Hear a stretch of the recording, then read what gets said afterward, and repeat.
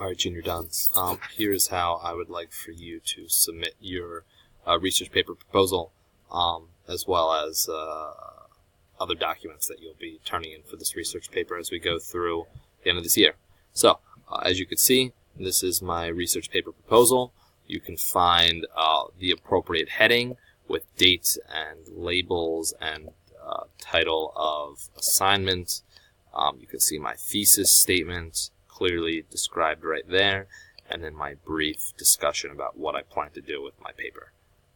Once you have that complete, properly formatted, notice I have Times New Roman 12-point font, double spaced. Once it looks the way that it should look, you will do the following.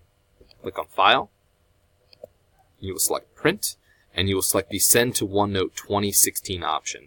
Not Send to OneNote 16, but 2016. That's an important difference.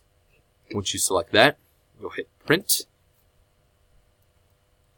You'll see at the bottom of your screen eventually the OneNote icon blinking.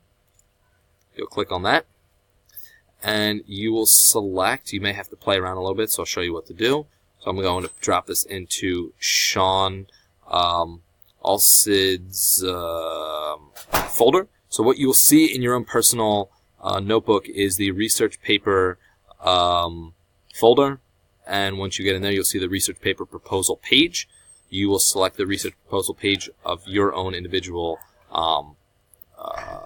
notebook. You'll select OK. Give it a minute, and there it is. This will allow me to provide you feedback directly, either grammatical or otherwise directly onto your paper, and that's where you go. So hope that makes sense and helps you out, and good luck.